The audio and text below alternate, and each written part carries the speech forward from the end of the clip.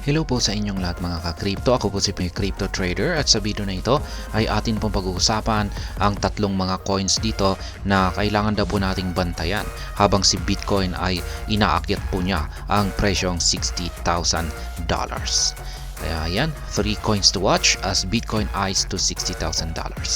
Kaya bago po natin kilalanin ang tatlong mga coins na ito, ay nais ko lamang po munang bigyang linaw ang aking disclaimer kung saan ang nilalaman po ng video na ito ay hindi po ito isang financial advice.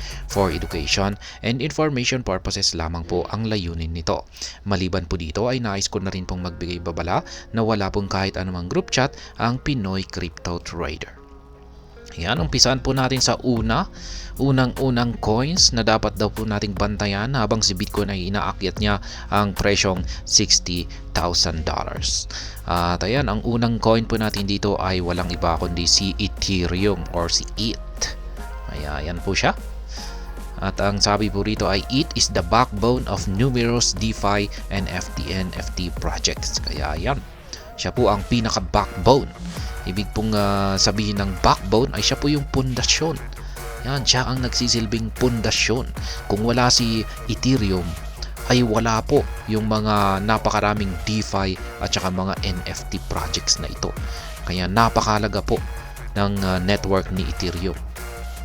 Ethereum's upcoming upgrades and awaited Ethereum ETF could further solidify its position and further offer substantial returns for investors. Kaya ayan, ito na rin yung malaking kaganapan dito kay Ethereum.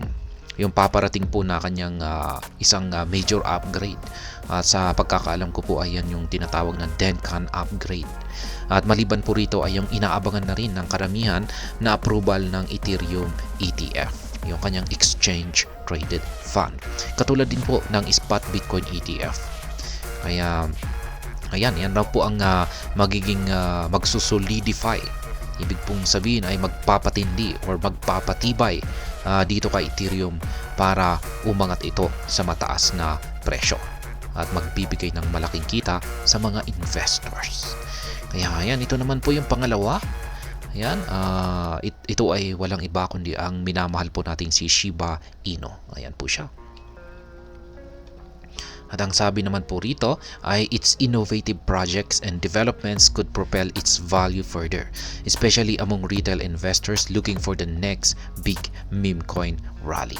Kaya yan naman daw po ang pinaka-pundasyon naman rito ni Shiba Inu kung bakit siya magkakaroon ng mataas na pag-angat sa presyo.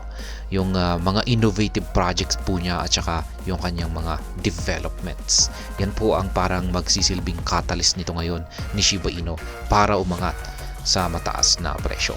Kaya yan, isa po itong magandang digital asset, lalong-lalo na raw sa mga investor na naghahanap ng mga meme coin na makakaranas ng matinding pagtaas sa presyo. At yan, ang panghuli at ang pangatlo ay si Solana. Yan, si Solana. At ang sabi naman po rito ay its ecosystem continues to grow with numerous projects being built on its blockchain, indicating a promising future for this high-performance network. Kaya yan po si Solana, yung kanyang ecosystem ay tuloy-tuloy na rin po sa paglago. Yan, ang dami na rin po nilang mga projects na ginagawa at binibuild sa kanyang blockchain. Kaya meron po siyang promising future. Ibig po sabihin ay meron po siyang magandang hinaharap.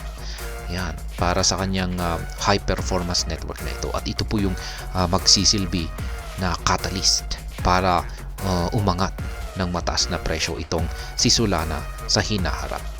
Kaya yan po muli ang mga tatlong coins na kailangan po nating bantayan habang si Bitcoin ay umaakyat po patungo sa presyong $60,000. Yan pong muli si Solana at ang ating minamahal na si Shiba Inu at ang pangalawang pinakamalaking cryptocurrency na si Ethereum. At ayan, hanggang dito na lamang po tayo sa video na ito. Sana po ay inyong nagustuhan ang aking paliwanag dito.